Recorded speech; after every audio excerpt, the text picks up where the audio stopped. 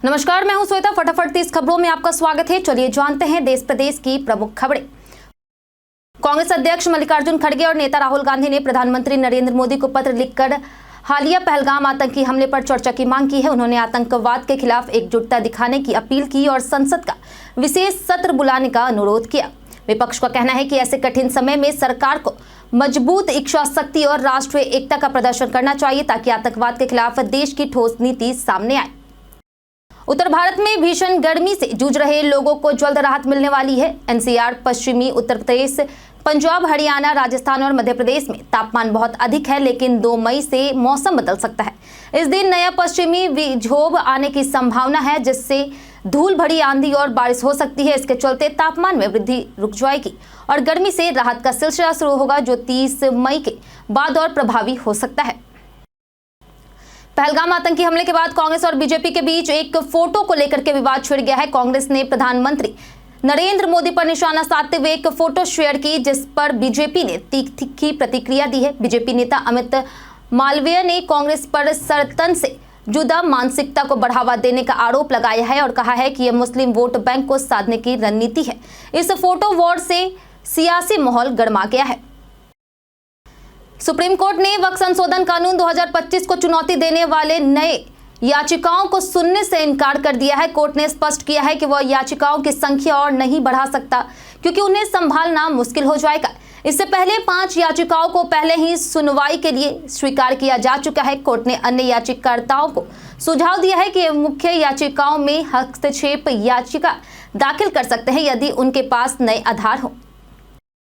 Rajasthan Royals के 14 वर्षीय बल्लेबाज वैभव सूर्यवंशी ने आईपीएल में गुजरात टाइटंस के खिलाफ मात्र 35 गेंदों में शतक जड़कर क्रिकेट जगत को चौंका दिया है। उनकी पारी में 11 छक्के और 7 चौके शामिल थे, जिससे टीम ने 25 गेंद शेष रहते हुए मुकाबला 8 विकेट से जीत लिया। उनकी विस्फोटक बैटिंग से द्रविड़ तक प्रभावित हुए हैं। बिहार सरकार ने उन्हें 10 लाख रुपए की सम्मान राशि देने की घोषणा की है और सीएम नीतीश कुमार ने उन्हें बधाई दी है।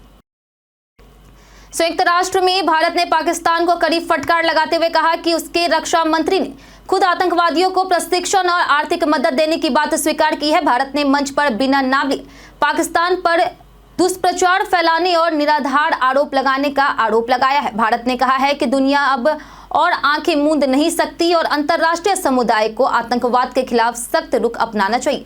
भारत की यह प्रतिक्रिया पहलगाम हमले के बाद आई है। प्रधानमंत्री नरेंद्र मोदी ने युग्म सम्मेलन में कहा कि सरकार शिक्षा प्रणाली को 21वीं सदी की जरूरतों के अनुसार आधुनिक बना रही। उन्होंने बताया कि अनुसंधान और विकास पर खर्च 60,000 करोड़ रुपए से बढ़कर 1.25 लाख करोड़ किया गया है। विकसित भारत के लक्ष्य के लिए अगले 25 वर्षों की समय सीमा तय की गई है, जिसमें नवाचार, टेक्निक और युवा शक्ति की भूमिका अहम होगी। सरकार मेकाई वर्क फॉर इंडिया पर भी जोर दे रही। भारत और पाकिस्तान के बीच बढ़ते तनाव के बीच प्रधानमंत्री नरेंद्र मोदी ने बुधवार को सुरक्षा मामलों की समिति सीसीएस की बैठक अध्यक्षता करेंगे।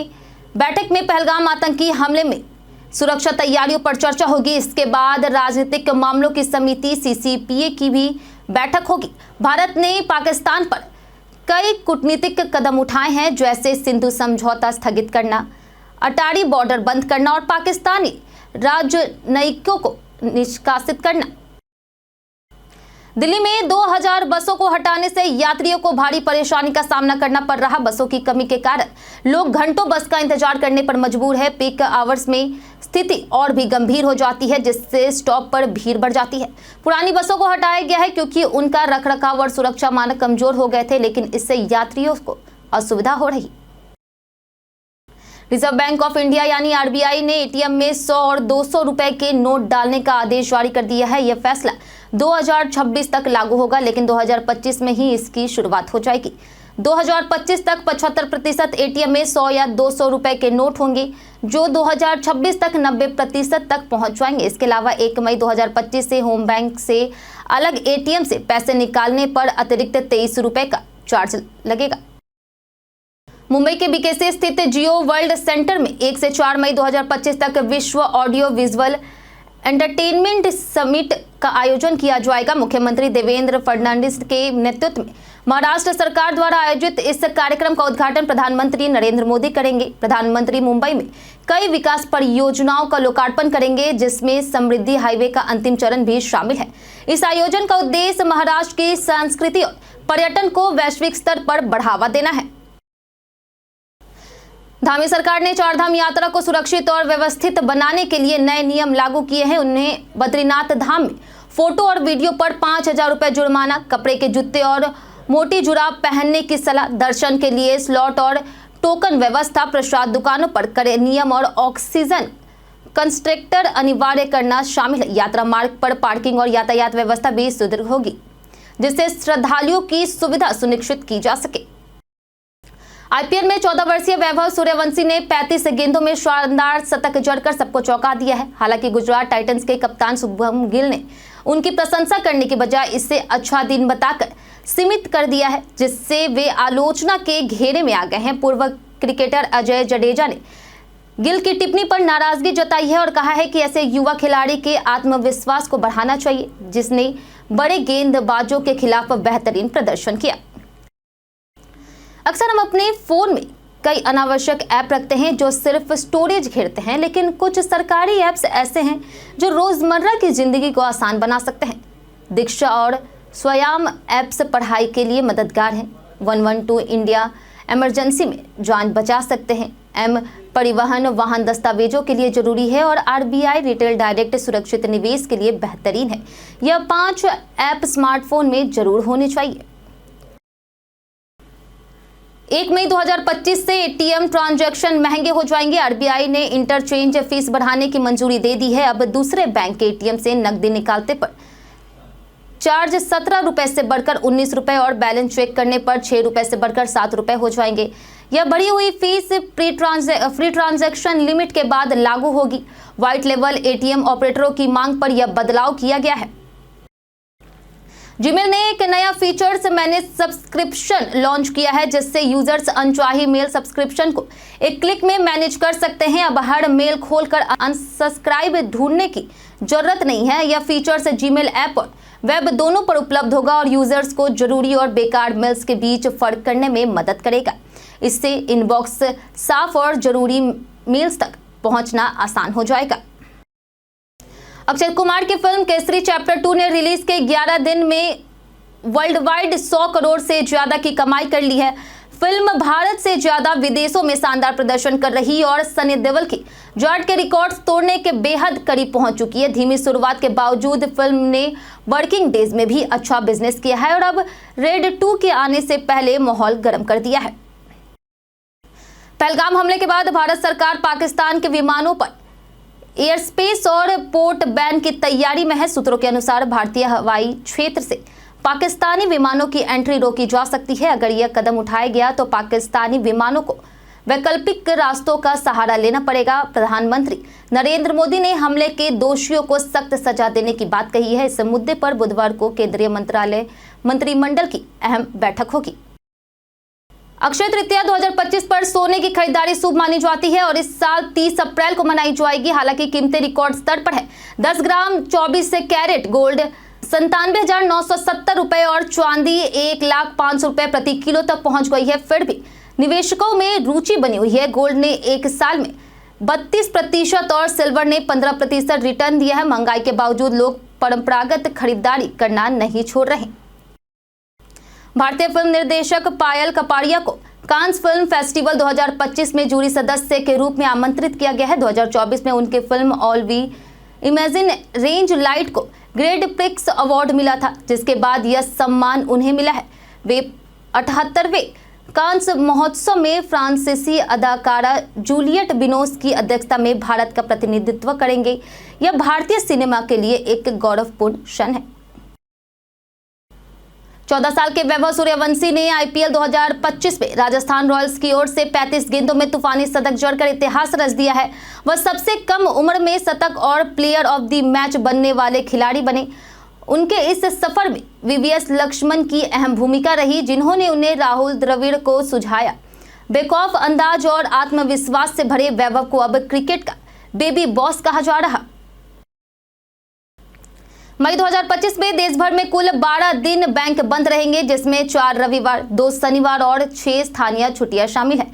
1 मई को मजदूर दिवस, 9 को टैगोर जयंती, 12 को बुद्ध पूर्णिमा जैसी छुट्टियों पर विभिन्न राज्यों में बैंक नहीं खुलेंगे। बैंकिंग से जुड़े जरूरी कामों की योजना बनाते समय इन तारीखों का ध्यान रखें। हालांकि ऑनलाइन बैंकिंग और एटीएम सेवाएं इन छुट्टियों में भी चालू रहेगी। आईटी कंपनी इंफोसिस ने असेसमेंट टेस्ट में फेल होने के कारण तीसरे दौरान में 195 ट्रेनी कर्मचारियों को बाहर का रास्ता दिखाया है, जिससे अब तक कुल छंटनी की संख्या 800 से अधिक हो गई है। हालांकि कंपनी इन कर्मचारियों को 1 महीने की सैलरी, आउटप्लेसमेंट सेवाएं और NIIT और अपग्रेड के जरिए ट्रेनिंग कोर्स ऑफर कर रही है। यह कदम युवाओं को बेहतर स्किल्स सिखाकर भविष्य के लिए तैयार करने के उद्देश्य से उठाया गया है। अमेरिका की टैरिफ रणनीति से चीन पर दबाव बढ़ा है, जिससे भारतीय कंपनियों को लाभ मिल रहा है। चीनी कंपनियां अब भारत में सीमित हिस्सेदारी के साथ निवेश करने को तैयार है। भारत सरकार इलेक्ट्रॉनिक्स जॉइंट वेंचर में चीनी एक्टिविटी को 10% तक सीमित करने की योजना बना रही। इससे देश के घरेलू क्षमताओं को बढ़ावा मिलेगा और रिलायंस जैसी कंपनियों को नए मौके मिल सकते हैं। हिमाचल प्रदेश के बिलासपुर निवासी हरिवंश शर्मा को सेब की नई किस्म HRMM 99 विकसित करने के लिए पद्मश्री से सम्मानित किया गया। यह किस्म कम ठंडे क्षेत्रों में भी उगती है और जून में पककर तैयार हो जाती है। शर्मा की प्रजाति के पौधे भारत सहित नेपाल, बांग्लादेश, जाम्बिया और जर्मनी तक पहुंचे हुए हैं। उन्हें अब तक 30 से अधिक राष्ट्रीय और राज्य स्तरीय पुरस्कार मिल चुके हैं। नीट यूजी 2025 परीक्षा 4 मई को दोपहर 2 बजे से 5 बजे तक आयोजित होगी। एडमिट कार्ड 1 मई को ऑफिशियल वेबसाइट neet.nta.nic.in पर जारी किए जाएंगे, जिससे छात्र एप्लीकेशन नंबर और डेट ऑफ बर्थ से डाउनलोड कर सकेंगे। यह परीक्षा पेन पेपर मोड में 550 शहरों के 5000 केंद्रों पर आयोजित होगी, जिसमें 23 लाख छात्र भाग लेंगे। परीक्षा में 180 MCQ पूछे जाएंगे और नेगेटिव मार्किंग भी लागू होगी। दिल्ली कैबिनेट ने प्राइवेट स्कूलों की मनमानी फीस बढ़ोतरी पर रोक लगाने के लिए स्कूल फीस एक्ट को मंजूरी दे दी है। अब तक फीस निर्धारित को लेकर के कोई कानून नहीं था, जिससे अभिभावक परेशान थे। यह नया अधिनियम निजी स्कूलों की फीस वृद्धि को नियंत्रित करेगा और पारदर्शिता लगाएगा। मंत्री आशीष सूद टेबल एजेंडा के तहत यह प्रस्ताव लाए, जिसे कैबिनेट ने स्वीकार कर लिया है। इससे लाखों अभिभावकों को राहत मिलेगी। कैरेज रेटिंग एजेंसी की रिपोर्ट के अनुसार पश्चिमी और दक्षिणी भारत के राज्य जैसे महाराष्ट्र, गुजरात और कर्नाटक आर्थिक मोर्चे पर बेहतर प्रदर्शन कर रहे हैं, जबकि बिहार, झारखंड और मध्य प्रदेश पिछड़े हुए हैं। उड़ीसा राजकोषीय प्रबंधन में देश में शीर्ष पर है। रिपोर्ट में यह भी बताया गया है कि उत्तर भारत के बीमारू राज्य को अब भी लंबी दूरी तय करनी है। आने वाले वर्षों में इन विकसित राज्यों का आर्थिक और सामाजिक विकास अधिक होगा। सऊदी अरब ने हज यात्रा के दौरान बिना परमिशन मक्का पहुंचने वालों के खिलाफ सख्त कदम उठाया है। 29 अप्रैल बोलग यानी कि आज से 10 जून तक लागू पाबंदी के तहत बिना हज वीजा के मक्का पहुंचने पर 20,000 रियाल यानी 5,000 अमेरिकी डॉलर का जुर्माना होगा। सऊदी अरब प्रशासन ने यह भी कहा कि बिना अनुमति मक्का लाने वाले लोगों और उनके लिए आवास या परिवहन का इंतजाम करने वालों पर फाइन लगेगा। एयरटेल और जियो अपने ग्राहकों को सस्ते रिचार्ज प्लान्स पेश कर रहे हैं। 30 दिनों वाले प्लान्स में एयरटेल को 369 रुपए का प्लान और जियो का 349 रुपए का प्लान है, जिसमें डेटा, कॉलिंग और 5G सेवाएं शामिल है। 90 दिनों वाले प्लान में एयरटेल का 929 रुपए का प्लान और जियो का 899 रुपए का प्लान उपलब्ध है, जिसमें ज्यादा डेटा, अनलिमिटेड कॉल्स और OTT सब्सक्रिप्शन शामिल है।